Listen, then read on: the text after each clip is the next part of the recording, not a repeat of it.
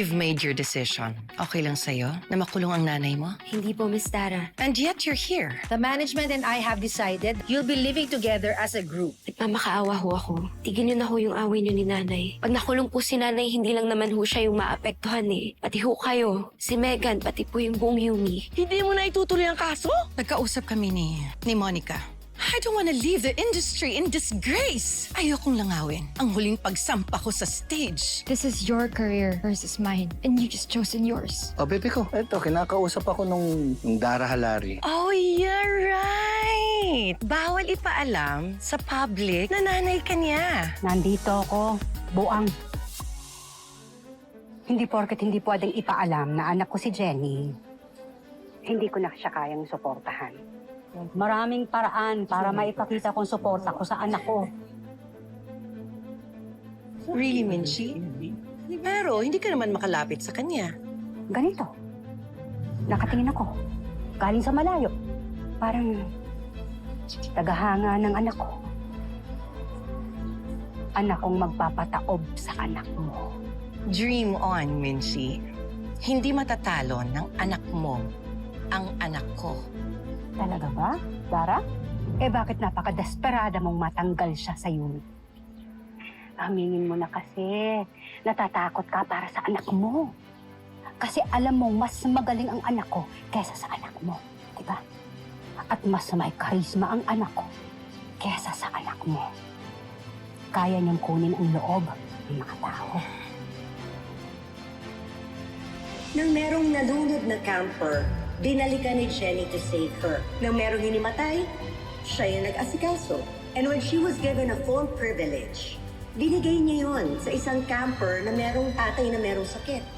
And when someone needed a reminder to put family first, pinagsabihan niya kahit na sinusungitan pa siya. At kahit sa ang korte mo ko dalhin, pwedeng manalo ka, pwedeng maipakulong mo ko. Pero hindi mo mapipigilan ang pagsikat ng anak ko. Itaga mo yan sa bato. Welcome to your humble abode! Are you guys excited?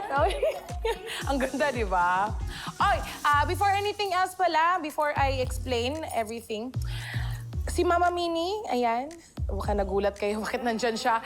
Pwede niyo siyang tawagin kung may kailangan kayo, okay? Siya ang makakasama natin dito sa bahay, okay? For now, mag-settle muna kayo. Paparating na si Miss Anya para i-explain ang house rules, okay?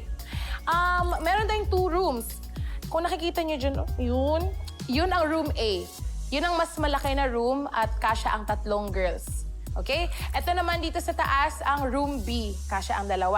So, kayo na lang bahala kung... Yun lang. Kung may kailangan kayo, tawagin nyo lang ako. Nandun na ako sa room, ha? Iwan ko na lang yung susi dito. Hey, girls, enjoy! Yan ni Jing. Bye-bye! Ano itong pangalan? Tara, Althea, roommate tayo. Megan, di ba pang 3 yung room A? Sinong isang kasama niyo pa?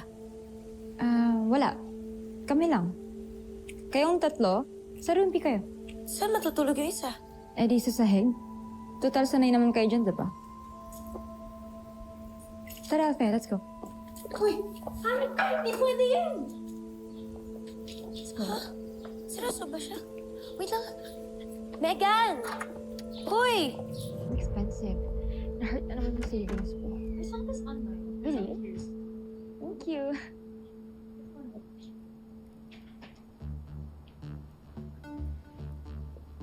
Anong ginagawa mo dito? Nakikinom sa inyo. No. Gusto ko kami lang ni Alfeo nandito. Eh, di doon kayo sa room B.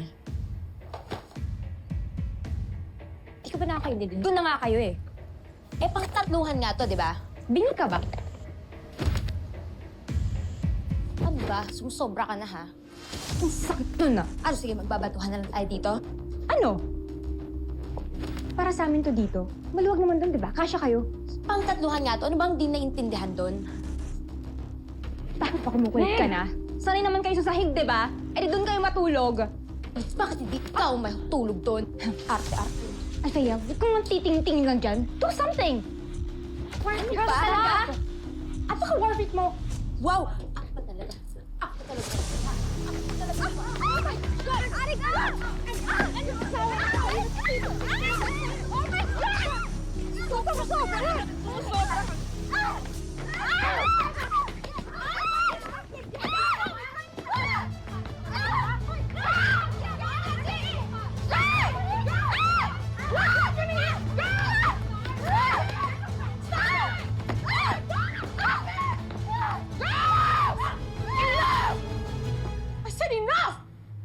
Oh my gosh! Ano to? Ha? Wala ba kayong isang oras dito? Nagsasabong na kayo? Ano bang problema nyo? Gusto nyo magpatayan? Ayan, kunin nyo! Magsaksakan kayo! Kunin mo! Kunin mo, Jenny! Nakakaloka kayo! Binilin kayo sa akin ng management. Ako ang makakasama nyo dito. Pero kung lagi kayong ganyan, anong yun? Parang hindi ko kayo kakayanin. Kung hindi ko lang sana kailangan tong trabahong to, hindi ko kayo pagtitiisan. Akala nyo ba? Diyos ko, nakaka-stress kayo.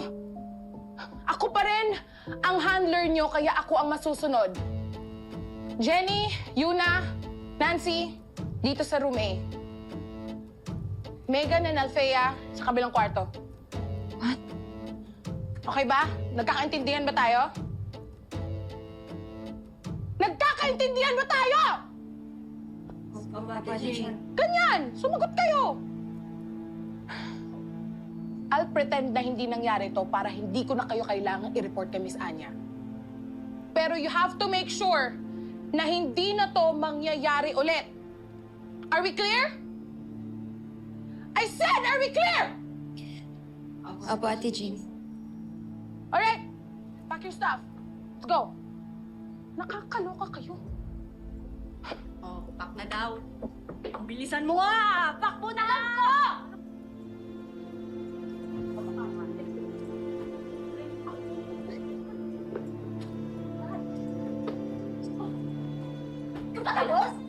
Tama na! Nagliligpit na nga, di ba?